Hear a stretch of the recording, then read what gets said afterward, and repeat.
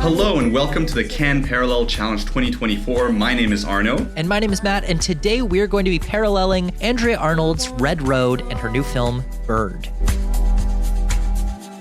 Andrea Arnold right now is starting to be one of the most popular indie filmmakers working today. She came from a working class background and was raised by a young single mother, which might have influenced topics that she tackled later on. She made a few shorts which got recognition, notably Milk, which went to the Cannes Critics Week, and Wasp, which actually wound up winning her an Oscar. Not a lot of people know that Andrea Arnold has an Oscar, but yes, she does. Red Road, her first film, spawned from a set of ideas and characters developed by Lon Scherfig and Anders Thomas Jensen, famous Danish filmmakers. The film and her next Fish Tank won her the jury prizes at Cannes and gave her recognition as a new voice in British realism. She won her third jury prize with American Honey in 2016. She's done TV as well, such as directing episodes of Transparent and Big Little Lies Season 2, and so she returns to the Cannes competition for the fourth time this year with Bird. Will she continue her jury prize streak?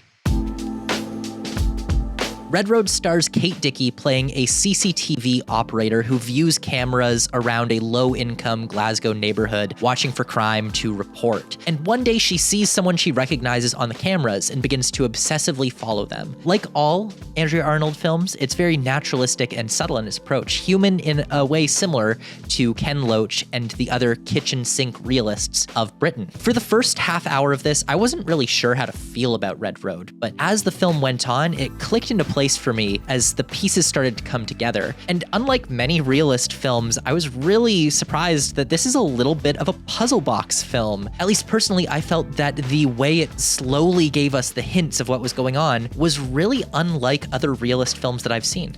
Absolutely. It's a film that you think might be going a certain direction, but here the material doesn't lend itself to just seeing a slice of life realism as you might expect it. Instead, we're dealing with a bit of a social thriller where you don't necessarily know what's going on. You're wondering about the main character's intentions as the film goes along. And when the pieces start to be put into place, things really start to reveal themselves as a little bit more of a revenge film. It takes some of those stylistic touch points that we're familiar with in those other films, but applies them to, like you said, a bit of a revenge story. I've definitely seen some people have some big problems with how this film wraps up, but I would say that I think this finds the interesting moral gray area of these characters where it empathizes with them. It makes you understand how they've gotten to this point where they take these actions without excusing those actions. And while you might not agree with what they've done, you can see where it's coming from and you can see how the events unfolded the way they did. There is a sex scene in this film, and the way it is filmed with a certain flickering light in the room was absolutely brilliant. It's also a sex scene that is not passionate and that is very suspenseful, especially as you're wondering what these characters have in the back of their minds. It's also worth noting that this film was done under the rules of Dog Me 95, which essentially put a bunch of restrictions on filmmakers,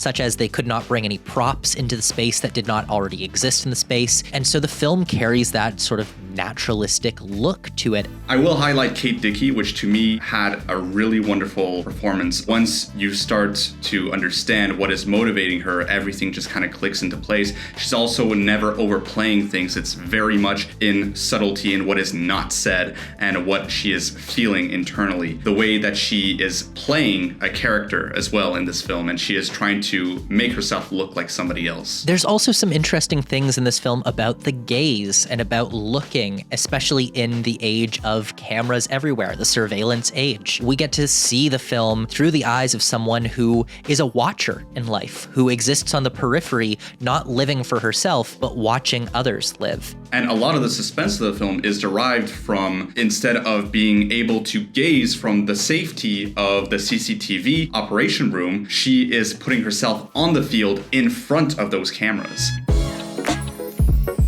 So what is Bird going to be like? This is Arnold's first fiction film in 8 years. She does not churn them out very fast. But that also means that when she is coming out with one, it's notable. This one is set in northern Kent and stars a 12-year-old played by newcomer Nikia Adams. Barry Keoghan is her dad in this, and Franz Rogowski is a bird, I think. So I guess there is some magical realism in this, which would be kind of new for Andrea Arnold. I'm just gonna say it, I think this would be so funny if this wins the jury prize again, and let's just make Andrea Arnold the queen of the jury prize. If she can get in Cannes competition 4 times and get the jury prize 4 times, wouldn't that be a really interesting niche achievement? Gerwig's jury seems likely to want to award someone like Arnold. She is a master who has been very groundbreaking in independent film, who hasn't really gotten her dues yet. She has some prominence in America, specifically